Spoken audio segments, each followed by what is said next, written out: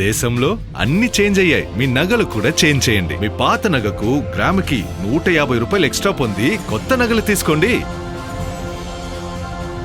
అదే తక్కువ తరుగుకు మీ లలితలో మాత్రమే.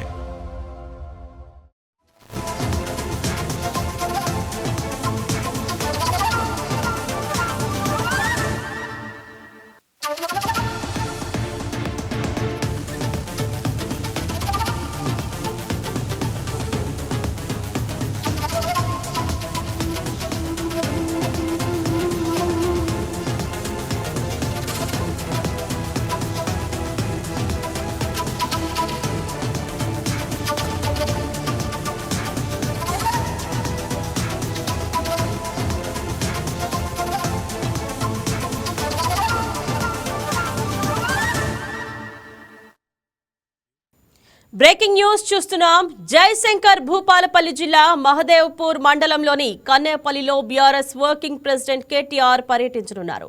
కాళేశ్వరం ప్రాజెక్టులో అంతర్భాగమైన కన్నేపల్లి పంప్ హౌస్ తో పాటు వృధాగా పోతున్న గోదావరి జలాలను బీఆర్ఎస్ బృందంతో కలిసి పరిశీలించనున్నారు. వరంగల్, కరీంనగర్, నల్లగొండ ఉమ్మడి జిల్లాలకు చెందిన పార్టీ సీనియర్ నాయకులు ఆయన వెంట పర్యటించనున్నారు.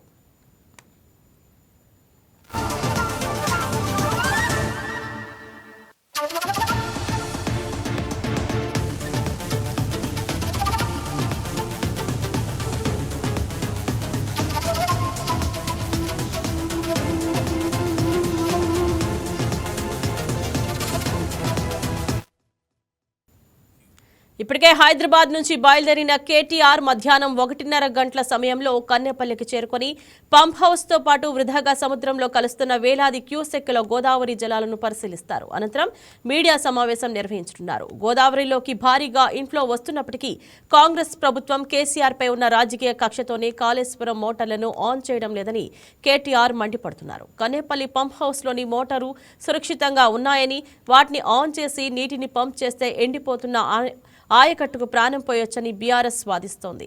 కేసీఆర్ నిర్మించిన మహా అద్భుత ప్రాజెక్టును పనికిరానిదిగా చిత్రీకరించేందుకు రేవంత్ రెడ్డి సర్కార్ కుట్రపూరితంగా వ్యవహరిస్తోందని, దీన్ని ఎండగట్టడానికే తాము క్షేత్రస్థాయి పరిశీలనకు వెళ్తున్నట్లు కేటీఆర్ వర్గం ఇప్పటికే స్పష్టం చేసింది.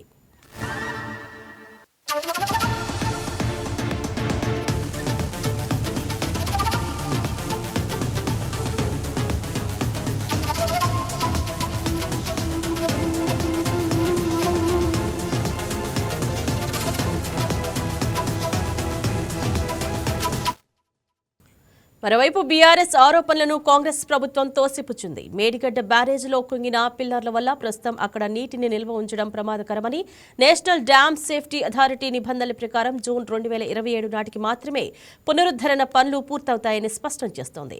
గత బీఆర్ఎస్ ప్రభుత్వ తప్పుడు డిజైన్ల వల్లే మేడిగడ్డ బ్యారేజీ పిల్లర్లు కుంగిపోయాయని కాంగ్రెస్ ప్రభుత్వం ఆరోపిస్తోంది. ప్రస్తుతం సెంట్రల్ వాటర్ కమిషన్, ఎన్డీఎస్ఏ నిపుణుల ఆధ్వర్యంలో 13 రకాల కీలక సేఫ్టీ టెస్టులు నడుస్తున్నాయని, ఇలాంటి సాంకేతిక పరీక్షల సమయంలో ఎలాంటి అనుమతులు లేకుండా మోటార్లు ఆన్ చేసి నీటిని నిల్వ చేస్తే దిగువన ఉన్న భద్రాచలంతో పాటు 44 గ్రామాలు మునిగిపోయే ప్రమాదం ఉందని కాంగ్రెస్ ప్రభుత్వం అంటోంది.